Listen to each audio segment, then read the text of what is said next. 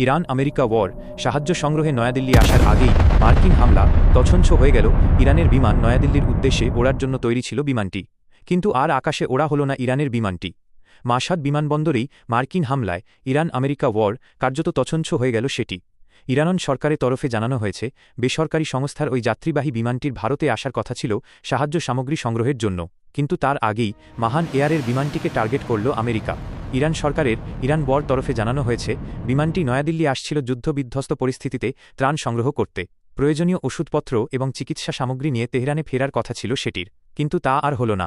ইরানের সংবাদ প্রতিবেদনে দাবি, বিমানটি আগামী ১ এপ্রিল নয়াদিল্লিতে পৌঁছানোর কথা ছিল। এর আগে গত ১৮ মার্চ ভারত থেকে ইরানে প্রথম দফার চিকিৎসা সামগ্রী পাঠানো হয় ইরানিয়ান রেড ক্রিসেন্ট সোসাইটির মাধ্যমে। এই সহায়তা পৌঁছে দেওয়ার জন্য ভারত সরকারের পাশাপাশি সাধারণ ভারতীয় নাগরিকদের প্রতিও কৃতজ্ঞতা জানিয়েছিল ইরান। নয়াদিল্লির ইরানের দূতাবাসের তরফে ধন্যবাদ জ্ঞাপন করা হয়। ইরান দাবি করছে ঠিকই, তবে এই দাবির বিষয়ে আমেরিকা কিছু নিশ্চিত করেনি। ফলে এই হামলার প্রকৃত কারণ এবং ক্ষয়ক্ষতির পরিমাণ নিয়ে আন্তর্জাতিক মহলে প্রশ্ন থেকেই যাচ্ছে। মাহান এয়ার একটি বেসরকারি ইরানি বিমান সংস্থা। এই বিমান সংস্থা সাধারণত পশ্চিম এশিয়া, মধ্য এশিয়া, দক্ষিণ এশিয়া, দক্ষিণ পূর্ব এশিয়া এবং পূর্ব এশিয়ার বিভিন্ন দেশে পরিষেবা দিয়ে থাকে। এই সংস্থার বিমান ক্ষতিগ্রস্ত হওয়ায় আন্তর্জাতিক বিমান চলাচলে প্রভাব পড়তে পারে।